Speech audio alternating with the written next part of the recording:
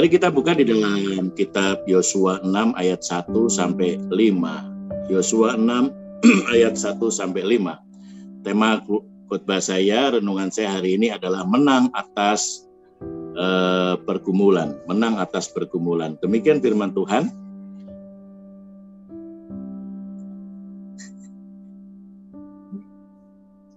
Dalam pada itu Yeriko telah menutup pintu gerbangnya, telah tertutup kota itu karena orang Israel, tidak ada orang keluar atau masuk. Berfirmanlah Tuhan kepada Yosua, ketahuilah aku serahkan ke tanganmu Yeriko ini beserta rajanya dan pahlawan-pahlawannya yang gagah perkasa.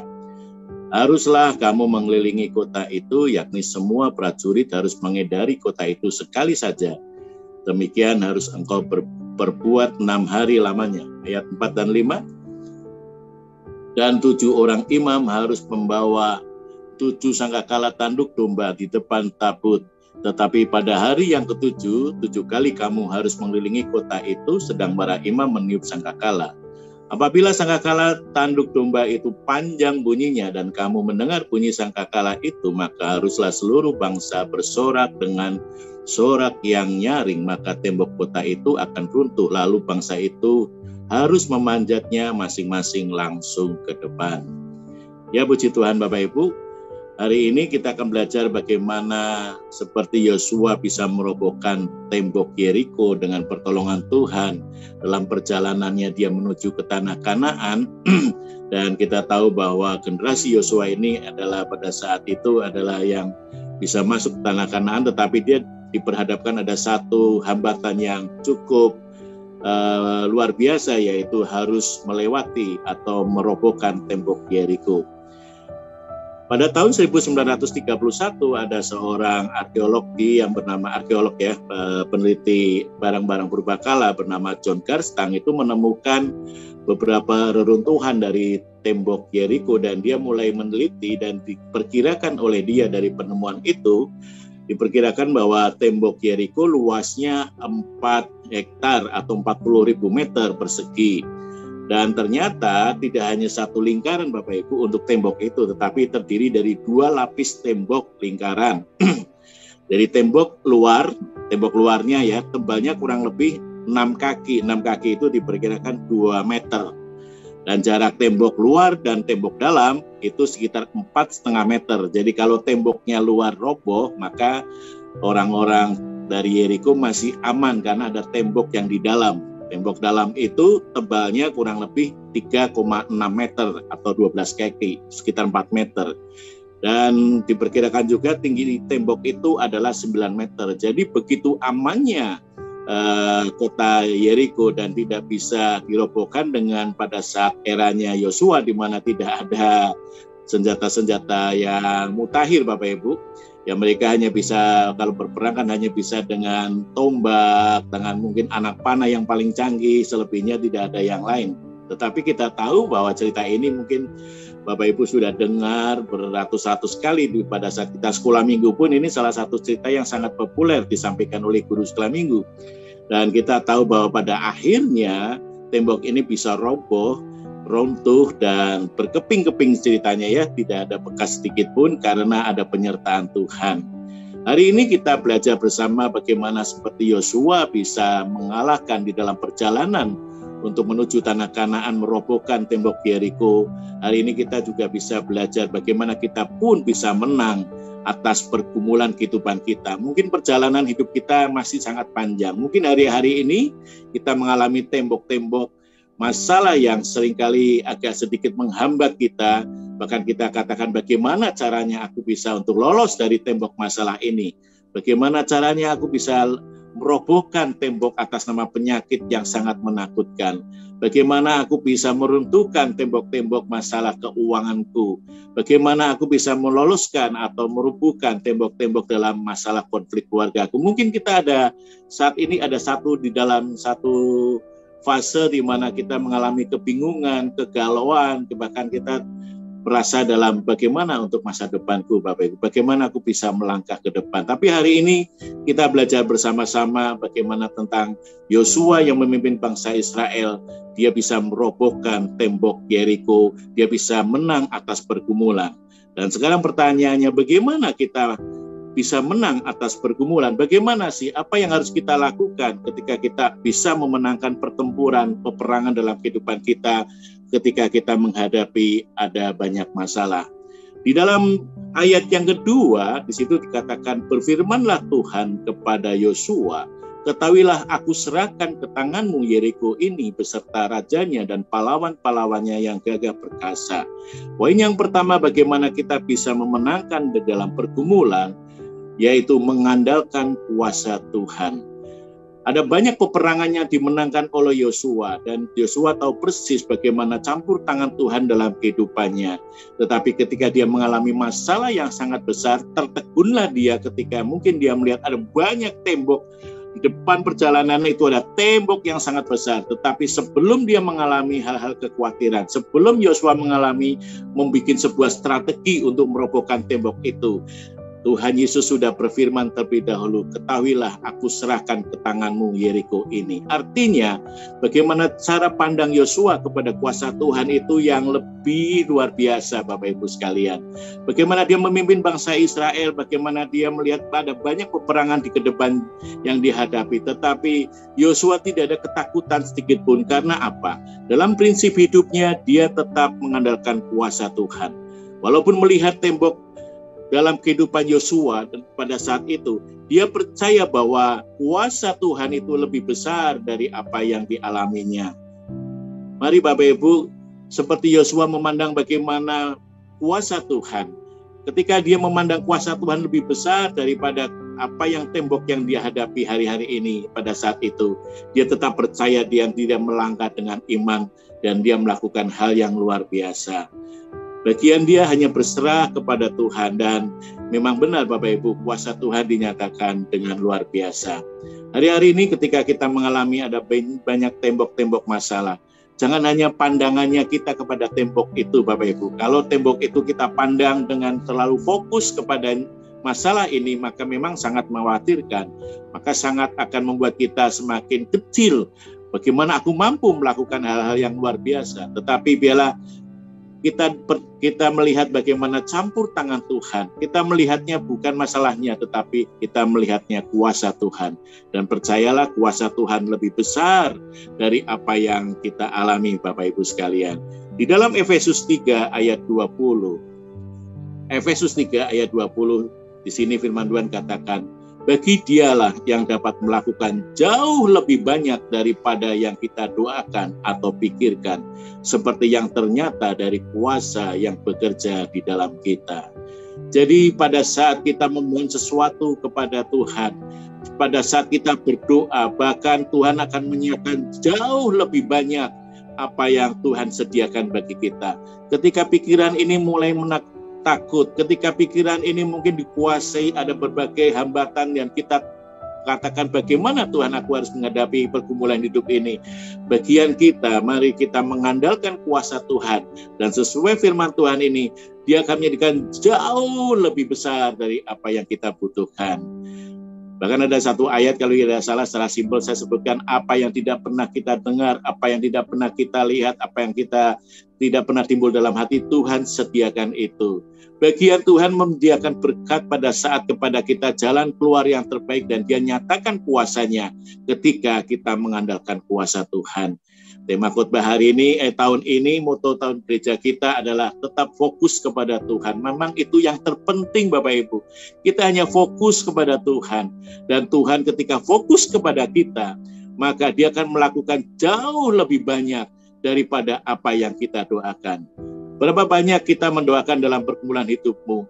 Berapa besar pikiran yang selalu mengkhawatirkan terjadi dalam kehidupan kita? Tetapi sebesar itu Tuhan bisa menutupnya, bahkan jauh lebih banyak ketika kita mengandalkan kuasa Tuhan. Saya percaya bahwa apa yang kita lakukan dalam doa, di dalam pengiringan kepada Tuhan, memang sekali lagi seringkali kita diingatkan bukan karena berkatnya, bukan karena segala sesuatu mujizatnya, tetapi kita fokus kepada pribadinya. Karena itu memang yang terpenting Bapak Ibu sekalian. Karena bagi Tuhan, Dia yang dapat melakukan jauh lebih banyak. Perjalanan hidupmu mungkin saat ini engkau mengatakan, Tuhan, saat ini aku dalam keadaan yang melelahkan. Aku mau berhenti sampai di sini saja. Tetapi percayalah, dengan seiring firman Tuhan ini, Tuhan akan mengajak kita berjalan jauh lebih banyak. Karena apa, Bapak Ibu sekalian? Perjalanan kita bersama Tuhan, kita akan mengalami kemenangan demi kemenangan. Dan di situ dinyatakan bahwa Tuhan menyertai kita.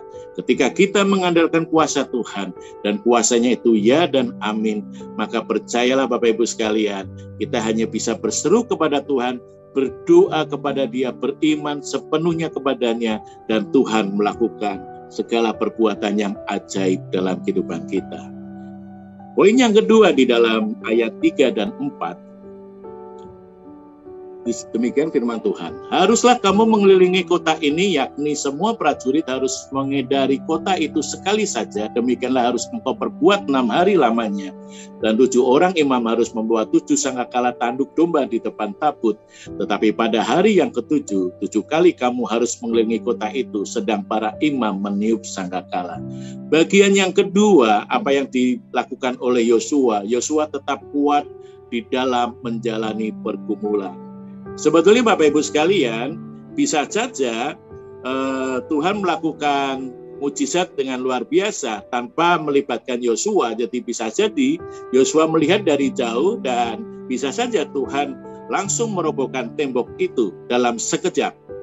Yang kedua, bisa juga Tuhan mengalihkan perjalanan Yosua bersama dengan bangsa Israel melalui jalan atau daerah yang lain, dan itu yang seringkali mereka alami dalam perjalanan 40 tahun. Tetapi khusus pada kasus ini, Tuhan sengaja mempertemukan Yosua dengan tembok Yeriko yang begitu besar, begitu kokoh. Bapak Ibu, kadangkala dalam kehidupan ini terkadang Tuhan melibatkan kita untuk berjalan menghadapi banyak masalah. Hal ini supaya kita bisa menyadari arti pentingnya kehadiran Tuhan dalam kehidupan kita. Jadi saya seringkali kalau memberikan penguatan kepada beberapa jemaat yang konseling, bagaimana Pak David kalau saya menghadapi sekarang begini, saya selalu katakan kalau engkau Bapak Ibu sekarang kuat saat ini walaupun masalahnya belum beres, itu pun bagiannya Tuhan yang sudah memberikan mujizat dalam kehidupan kita. Mungkin bagiannya kita seringkali masalah kita diganti dengan mujizat yang cepat. Dan kita tidak siap untuk mengikuti area perjalanan yang dinamakan perjalanan masalah ini. Tetapi puji Tuhan Bapak Ibu, kalau kita bisa melangkah di situ dalam masalah dan kita masih ada dan kuat, itu memang Tuhan ingin mengajak kita, istilahnya kalau bahasa kerennya Tuhan ngajak jalan-jalan sama kita. Supaya apa sih? Supaya Tuhan bisa membuktikan bahwa perjalanan hidup kita itu kita tidak sendiri. Tuhan menyertai bersama dengan kita. Dan ketika kita masuk di dalam perjalanan itu, kita semakin menyadari arti keterbatasan dan kelemahan kita. Dan supaya kita bergantung sepenuhnya kepada Tuhan. Seringkali memang Tuhan adakan segala sesuatu mujizat dengan secara supranatural. Tetapi Tuhan juga adakan mujizat dengan secara natural. Artinya kita harus menghadapi hal-hal dalam perjalanan kehidupan kita ini. Dan marilah kita berserah sepenuhnya dalam tangan Tuhan, dan kita percaya bahwa ketika kita berjalan bersama dengan Tuhan, ketika kita tetap kuat dalam menjalani kehidupan ini, di dalam pergumulan ini, maka Tuhan juga akan memberikan hal yang terbaik yang dalam kehidupan kita. Seperti hari ke-7, tembok Yeriko itu roboh Bapak Ibu, sesuai dengan firman Tuhan. Dan ini membuktikan bahwa terkadang Tuhan selalu memiliki keputusan akhir yang terbaik dalam hidup kita. Jadi kalau kita masih ada menghadapi masalah, mungkin perjalanan kita masih panjang, dan itu mungkin keputusan Tuhan belum berakhir. Tetapi yakinlah ketika semakin mendekati hari-hari perjalanan kita, akhir dalam kehidupan kita dalam arti masalah itu, dan Tuhan membuka jalan yang terbaik.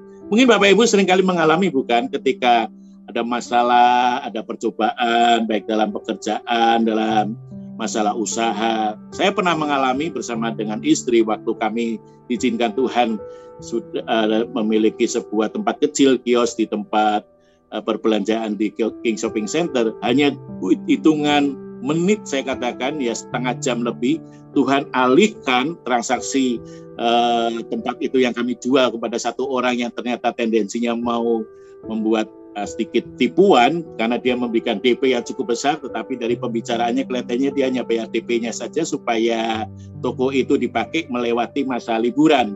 Ya, tempat itu biasanya kalau melewati masa liburan di King Shopping Center itu, waduh, itu udah mungkin tempat ya namanya usaha pakaian fashion Bapak Ibu, pasti ramai sekali. Dan transaksi itu orang itu mau ngasih DP dengan janji 10%, maka mau dilebihkan. Tapi ada kalimat yang dia katakan begini, seandainya Pak David, Ibu Leoni, saya tidak bisa melanjutkan pelunasannya, anggap aja DP ini hangus semuanya lah.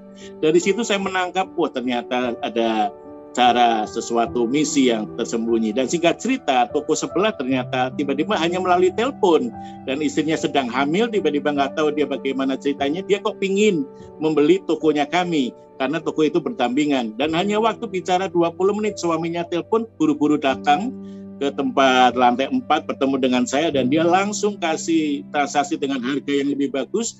Dan singkat cerita, transaksi itu begitu cepat. Ya memang pada saat dengan orang yang pertama, saya berdoa dengan istri dan saya katakan ada kalimat yang saya kok tidak sejahtera, dan istri saya pun ngomong iya ya, nggak tahu ini dia mau maksudnya apa. Awalnya sih luar biasa. Nah Bapak Ibu, hari detik-detik terakhir Tuhan bisa ubahkan, Tuhan bisa alihkan dengan keputusan yang baik ketika kita berserah sepenuhnya dalam tangan Tuhan.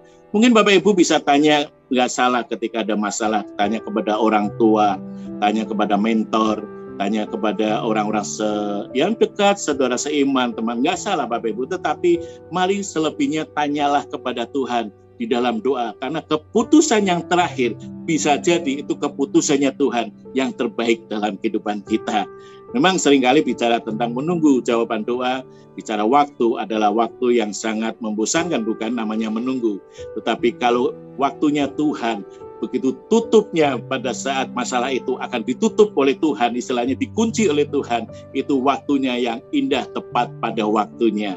Jadi Bapak Ibu, seperti Yosua mengalami sesuai dari firman Tuhan pada hari yang ke-7, ketika mereka mengelilingi 7 kali tembok itu, maka robohlah, dan nyata benar berjanji Tuhan kepada Yosua. Jadi kalau hari ini engkau sedang banyak menghadapi masalah, tetaplah kuat di dalam menjalani kehidupanmu Bapak Ibu, tetaplah kuat di dalam melakukan segala apapun yang kita hadapi, karena kita beriman di ujung jalan nanti, Tuhan pada detik-detik terakhir, Dia sanggup melakukan mujizatnya dengan yang terbaik dalam kehidupan kita. Mari Bapak Ibu, biarlah kita tetap kuat, bukan karena kita memiliki segala sesuatu, tetapi kita kuat karena kita mengalami kekuatan daripada Tuhan. Efesus 6 ayat yang ke-10, ayat yang terakhir. Akhirnya hendaklah kamu kuat di dalam Tuhan, di dalam kekuatan kuasa-Nya. Kalau kuat kita secara manusia ini kita andalkan Tuhan, kuat di dalam iman, maka ketika kita berserah, maka kekuatan Tuhan akan membuat sebuah kita seperti melingkupi kekuatan kehidupan kita, maka kita bisa melangkah dengan luar biasa. Dan kalau kita kuat karena kekuatan Tuhan yang terjadi dalam kehidupan kita, percayalah bahwa pada saat hari akhir, pada saat keputusan terakhir Tuhan dinyatakan, maka itu akan menjadi hal kemenangan bagi kita.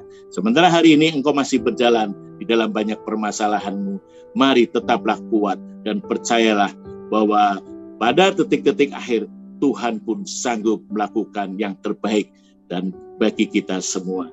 Puji Tuhan. Bapak Ibu, saya berharap kita semua bisa memenangkan pergumulan hidup kita hari-hari ini. Dan mari andalkan kuasa Tuhan dan kita tetap kuat bersama dengan Tuhan. Puji Tuhan. Saya tidak panjangkan firman Tuhan pada hari ini, dan mari kita sama-sama menyerahkan hidup kita dalam tangan Tuhan. Tembok masalah apapun yang kita hadapi akan dibuatnya runtuh karena Tuhan menyertai kita. Haleluya. Puji Tuhan.